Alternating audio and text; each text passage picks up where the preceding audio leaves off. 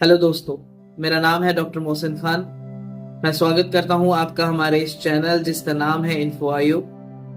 दोस्तों, आज हम बात करेंगे पित्त दोष के बारे में। एक ऐसा तत्व जो हमारे शरीर के अग्नि और मेटाबॉलिज्म को कंट्रोल करता है।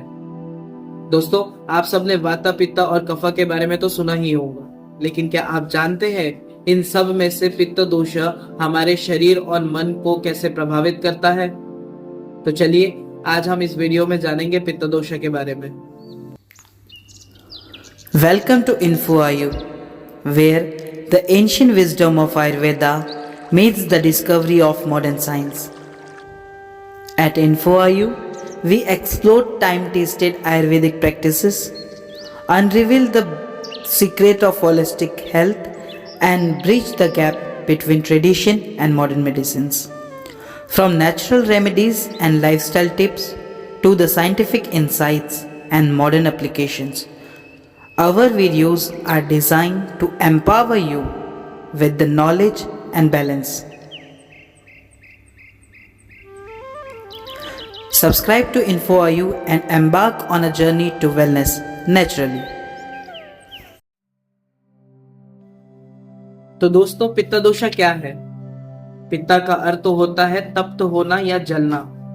ये शरीर की सारी अग्नि और पाचन तंत्र को चलाता है। इसका संबंध हमारे शरीर के डाइजेस्टिफायर, हार्मोन्स और एंजाइम से है। जब पित्ता संतुलित होता है तब ये व्यक्ति के पाचन तंत्र, बुद्धि और तेज को अच्छा रखता है। लेकिन जब पित्ता का वृद्धि या क्षय होता है तब शरीर में कई किस्म की समस्याएं जन्म लेती है। पित्त दोषा का कंपोजिशन अग्नि और जल महाभूता से हुआ है। अग्नि तत्व का प्रधानता होने के कारण पित्त दोष शरीर में स्थिर जाठरा अग्नि को प्रभावित करता है। बात करेंगे पित्त के गुणास की, तो अष्टांग हृदय में बताया गया है कि पित्तम स्नेहो तीक्ष्णोष्णम लघु विस्तरम सारम द्रवम, जिसमें कि पित्त के गुना को डिफाइन किया गया है। तो पित्त के गुना है स्नेह ऑयली, तीक्ष्ण इंटेंस डीप पेनिट्रेटिंग, उष्ण हॉट, लघु लाइट, विस्तर फाउल स्मेल, सार स्प्रेड और द्रवम लिक्विड। अब बात करेंगे पित्त के स्थान की, तो पित्त के स्थान अष्टांग हृदय सूत्र स्थान में डिफाइन किया गया है, जो कि है नाभिरामाशयः, स्वेदुलसिका, रुद्रम रसा, रुत स्पर्शनम च पित्तास्य, नाभि रत्न विशेषतः। पित्त के कुछ प्रमुख स्थान बताए गए हैं इसमें, जो कि है आमाशय स्टमक, नाभि प्रदेश navel region and which is an important part of pitta dosha. फिर आता है लोचक पित्ता, जो कि दृष्टि या आंखों की तेज के अंदर स्थित होता है। फिर आता है भ्राजक पित्ता, जो कि व्यक्ति के त्वचा या स्किन के रंग और तेज के अंदर स्थित होता है। उसके बाद आता है पाचक पित्ता, जो कि पाचन क्रियाओं में स्थित होता है। और फिर आता है साधक पित्ता, जो कि मन और बुद्धि के अंदर स्थित होता है। दोस्तों, बात करेंगे पित्त के प्रकार की, तो पित्त के 5 प्रमुख प्रकार है, जो कि है पाचक पित्ता, रंजक पित्ता, साधक पित्ता, आलोचक पित्ता एंड भ्राजक पित्ता। इनमें से पाचक पित्ता आमाशय और ग्रहणी में होता है, जो कि खाने को पचाता है। दूसरे नंबर पर आता है रंजक पित्ता, जो कि यकृत और प्लीहा में होता है, यानी कि लीवर और स्प्लीन में होता है, जो कि रक्त का वर्ण को निर्धारित करता है। तीसरा आता है साधक पित्त, जो कि हृदय और मस्तिष्क में होता है, जो कि एक मनुष्य का मनोबल और बुद्धि को प्रभावित करता है। चौथे नंबर पर आता है आलोचक पित्त, जो कि नेत्र में होता है, जो कि दृष्टि और आंखों की रोशनी को संचालित करता है। 5वें नंबर पर आता है भ्राजक पित्ता। भ्राजक पित्ता त्वचा में होता है। ये त्वचा का रंग और चेहरे की चमक को बनाए रखता है। तो दोस्तों, अब बात करेंगे पित्त, क्षय और वृद्धि लक्षणास की, तो सबसे पहले बात करेंगे पित्त वृद्धि लक्षणास की, which is the increasing state of pitta दोषा।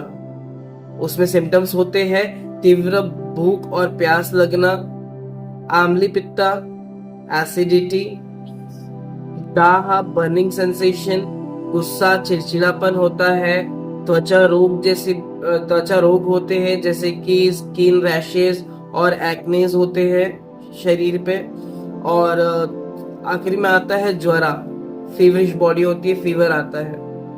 अब बात करेंगे पित्त क्षय लक्षणास की, which is the decreasing state of pitta दोषा।